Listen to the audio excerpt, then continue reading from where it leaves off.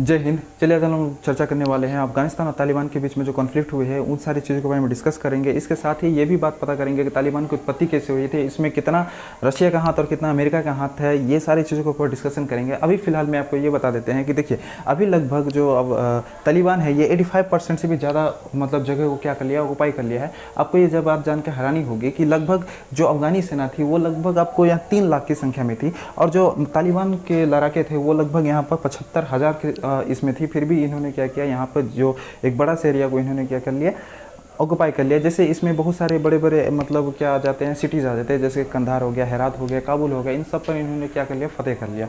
अब यहाँ पर समझने की बात यह है कि तालिबान की जो उत्पत्ति हुई है वो किस तरीक़े से हुई है, ये सारी चीज़ के ऊपर में आप चर्चा करते हैं। देखिए तालिबान के इतिहास जानने से पहले हमको अफगानिस्तान के बारे में जानने की ज़रूरत है। अफगानिस्तान जो है, अफगानिस्तान को जो आज़ादी मिली थी ये भी पहले ब्रिटिशर के मतलब क्या हुकूमत में थी।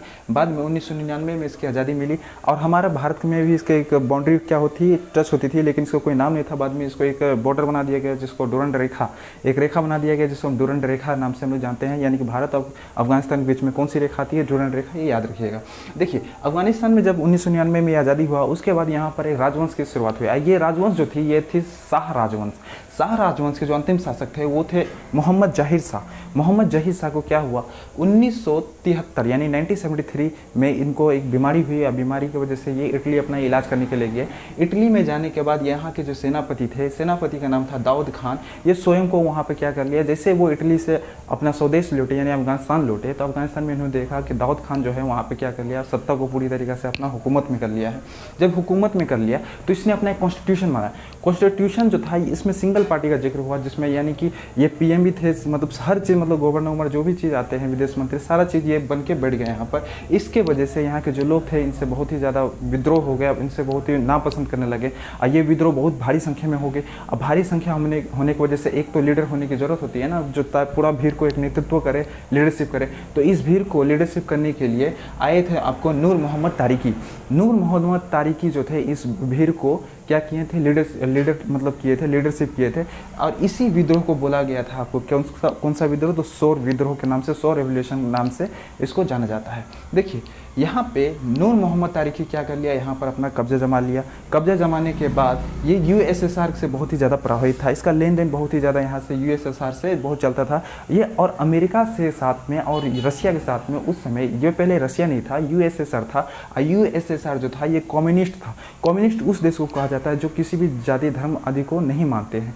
और यहाँ पे देखिएगा नूर मोहम्मद तारिकी तो ये यूएसएसआर से बहुत ही ज़्यादा प्रभावित था और प्रभावित होने की वजह से ये क्या करने लगा, अपना एरिया में यानी अफगानिस्तान में मॉडर्नाइजेशन करने लगा। मॉडर्नाइजेशन का मतलब क्या हो गया, यहाँ पर ये लोग ने कॉलेज, मेडिकल, टेक्निकल, स्कूल, ये सारी चीज़ों में क्या किया गया, उन्नति करने की शुरुआत हो गई। यहाँ पे पहले क्या होती थी, बुर्का हो गया, हिजाब हो गया, यहाँ पर कंपलसरी था कि औरतों को यहाँ पर पहनने की ज़रूरत होती है। शिक्षा के मामले में इसको दूर रखा जाता था, लेकिन इनके मतलब आने के बाद क्या होगा, ये सब चीज़ को मतलब कि लागू कर दिया गया और बोला कि बुर्का पहनना क्या है यहाँ पे मतलब ज़रूरी नहीं है। वो लोग अपने अनुसार, इच्छा अनुसार वहाँ पे अपना जो वेस्ट पहनना चाहे वो पहन सकते हैं। ठीक है।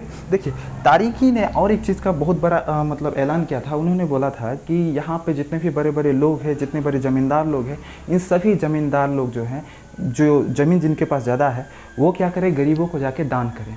क्या कर दें, दान कर दें। यहाँ पे इस दान के वर्ड से वहाँ के जो लोग थे, जो आधे मतलब धार्मिक मान्यता वाले लोग थे, ये लोग ने इनका विरोध कर दिया। उन्होंने बोला कि भैया देखिए हम जो आज अमीर बने हैं ये भगवान की मर्ज़ी से बने हैं, खुदा की मर्ज़ी से बने हैं, और गरीब भी हैं तो हम खुदा की मर्ज़ी से हैं, इसलिए आप इसमें दखलअंदाजी मत कीजिए। हम लोग जो बने हैं वो ऊपर वाली की देन है। उसके बाद यहाँ पर आ जाती है अमेरिका की एंट्री।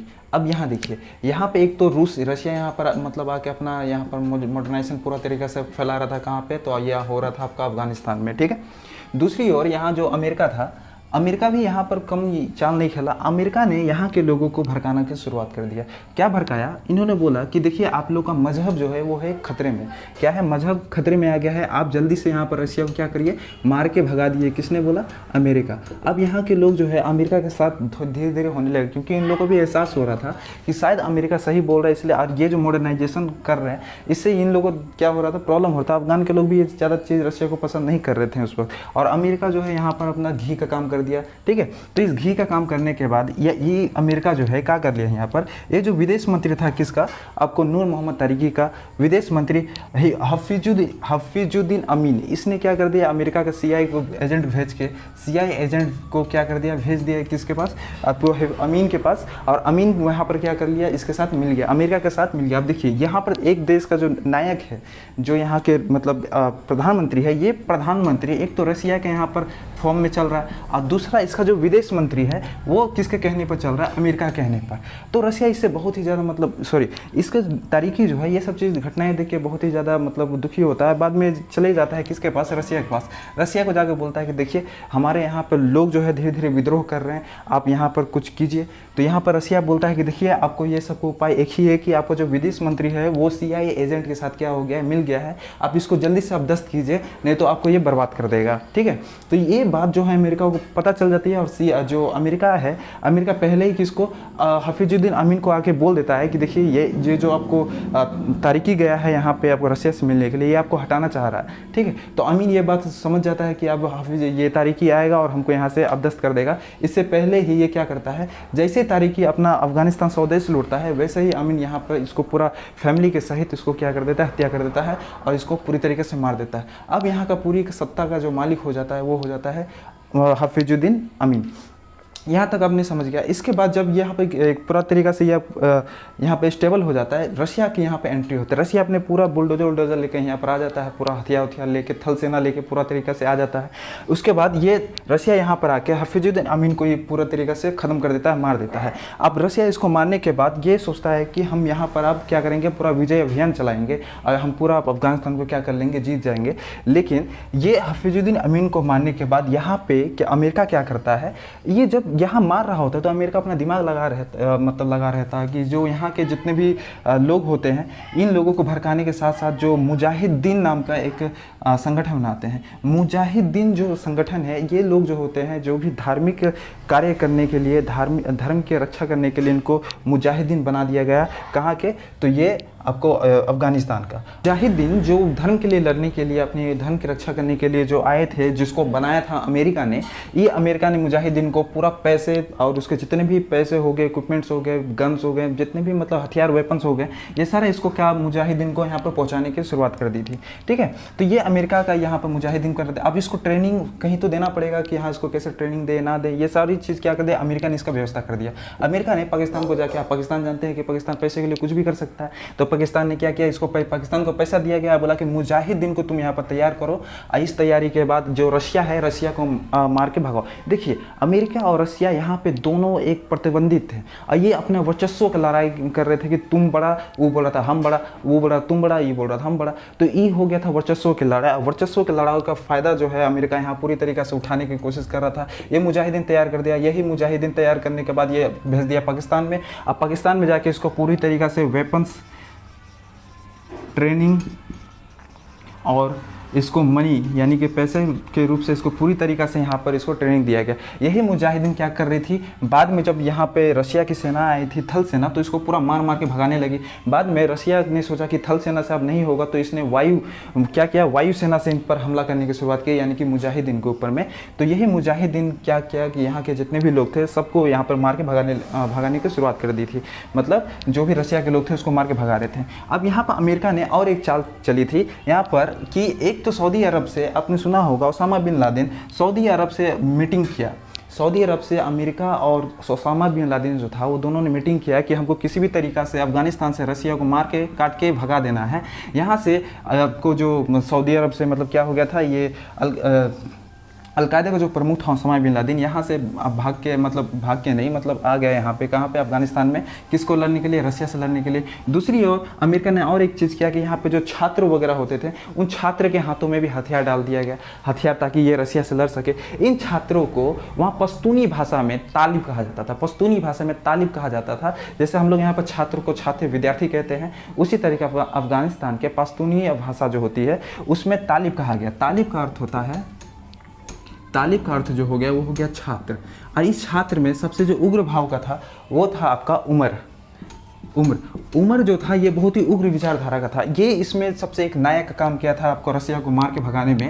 उमर का इसमें बहुत बड़ा योगदान रहा था कि रसिया जो अटैक हो रहा था इसमें इसने अपना मतलब पूरा तरीके से संगठन बनाया हुआ था और इसको पूरा मार के यानी कि विद्यार्थी के रूप में ये क्या कर रहा था, लीडरशिप कर रहा था और रसिया को मार के भगाने में कामयाब हो गया। अब कामयाब होने के बाद यहाँ से रसिया जो है बाद में हवाई से भी यहाँ पर बहुत ही मतलब बमबारी किया गया, लेकिन बाद में किसी भी तरह मुका खाने के बाद लगभग 10 सालों तक ये वार चला रसिया के साथ। अब रसिया बाद में अपना क्या कर ली थी, बोरा बिस्तर बांध के यहाँ से निकल गई थी। बाद में यहाँ पर शासन पूरी तरीक़े से क्या हो गया, मुजाहिदीन लोग करने लगे। अब मुजाहिदीन में भी बहुत सारे कबीले थे, छोटे छोटे ग्रुप थे। उन सारे ग्रुप में भी बाद में गृह युद्ध होने, सिविल वार होने स्टार्ट हो गए। बोला कि हम बड़े रहेंगे, वो बोल रहा है कि हमारा संगठन अच्छा हो, हमारा संगठन अच्छा। इसमें क्या हो गया, गृह युद्ध यानी कि मतलब घर में ही क्या हो गया, युद्ध हो गया, सिविल वार हो गया। लेकिन बाद में यहाँ जो उमर था, ये उमर क्या किया, जो तालिब का मतलब छात्रों का सबसे बड़ा लीडर था, ये बहुत ही उग्र विचारधारा वाला, ये क्या किया, जितने भी कबीले थे सबको मार काट के ख़त्म कर दिया और बाद में शासन को वहाँ पर अपना स्थापित कर लिया। यही बाद में क्या हुआ, यहाँ के जो लोग थे, अफगानिस्तान के जो लोग थे, वो बोलने लगे कि अब हमको क्या चाहिए, एक अच्छा लीडरशिप चाहिए यहाँ पर, ताकि कोई ऐसा लीडर हो जो हमारे पूरा अफगानिस्तान को सही तरीक़ा से रख सके। तो इसमें उन्होंने देखा कि रसिया को मार के भगाने वाला कौन सा संगठन सबसे अच्छा था या फिर कौन सा इंसान अच्छा था। तो उसमें उन लोगों को मिला कि ये उमर नाम का जो व्यक्ति था वो बहुत ही ज़्यादा क्या हुआ था, प्रसिद्ध हुआ था। तो उमर को यहाँ पर लोगों ने आके बोला कि आप क्या कीजिए, हम लोग का लीडर बन जाइए। तो इस लीडर बन जाए, तो इसने क्या किया, अपना एक संगठन बना लिया। इस संगठन का नाम जो बना वो बन गया तालिबान। यानी कि तालिब एक छात्र था और तालिब से बन गया तालिबान, यानी कि तालिबान एक संगठन का नाम यहाँ पर बन गया। ये इसने क्या कर दिया, तालिबान नाम का अपना एक संगठन बना लिया। ठीक है, ये हो गया तालिबान। तो उमर जो था, मतलब जैसे जब रसिया को यहाँ से मार के, जब यहाँ पर जितने भी लोग थे ये सब मार के जब भगा रहा था, तो उमर क्या कर रहा था यहाँ पे, जब मार के ये लोग रसिया से निकल गए, मतलब रसिया चले गए, तो उमर यहाँ पे एक नवाजी काम कर रहा था। मतलब लोगों को, मतलब विद्यार्थियों जितने भी थे सबको नवाज ववाज पढ़ाई वढ़ाई का काम करवा रहा था। तो इसीलिए इसका नाम पड़ गया था मुल्ला। जब ये नवाजी का मतलब पढ़ा रहा था तो इसका नाम पड़ गया था मुल्ला उमर।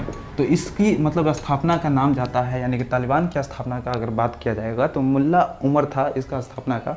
बाद में यहाँ पे ये पूरे तरीके से संगठन हुई। यही अमेरिका था जो पूरी तरीके से यहाँ पर जितने भी पैसे हो, शेल्टर हो, सारा चीज़ प्रोवाइड कर रहा था ये मुजाहिदीन को। ही अमेरिका था जो 1979 में, कितना में, 1979 में ईरान में भी, कहाँ पे, ईरान में भी ये मॉडर्नाइजेशन की बात कर रहा था।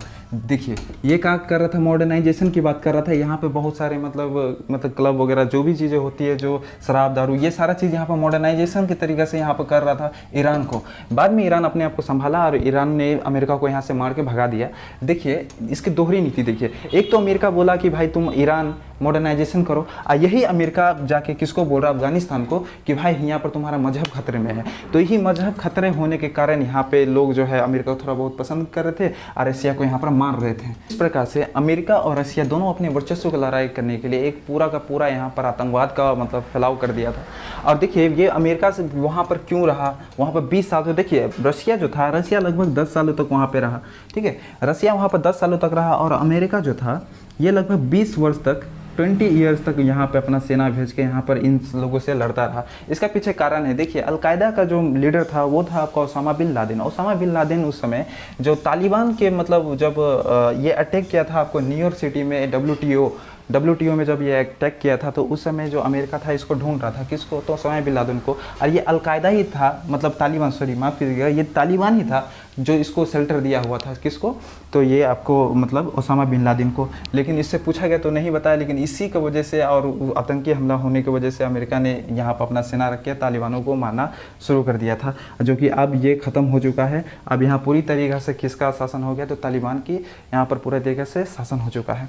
इसमें अभी जो दृश्य आ रहे हैं, न्यूज़ अगर देखिएगा तो न्यूज़ में इतना सारा भयावह दृश्य आ रहे हैं, जिसमें एरोप्लेन में लोग मतलब भीड़ एकदम रुकी हुई है, अपने यहाँ से जान बचाने के लिए लोगों को अब निहत्ते हत्या किया जा रहा है। हालांकि उन्होंने बोला था, तालिबान ने बोला कि हमने मतलब हम जो है किसी को मतलब क्या नहीं सताएंगे, चाहे नहीं मारेंगे, लेकिन उसका बोलनी और मतलब बोली और करनी में दोनों में फ़र्क नज़र आ रहा है, अगर आप न्यूज़ अगर देखते हैं तो। ठीक है, तो इस तरीक़े से ये पूरा तालिबान का यहाँ पर स्ट्रक्चर मैंने बता दिया। इसी को बोला जाता है सोवियत अफगान वार, जो 1969 से स्टार्ट होकर 1989 यानी कि रूस के जाने तक यहाँ पूरा ये वार चला था। आई होप आपको ये सारी चीज़ें समझ में आई होगी। मिलते हैं नेक्स्ट क्लास में, तब तक के लिए जय हिंद।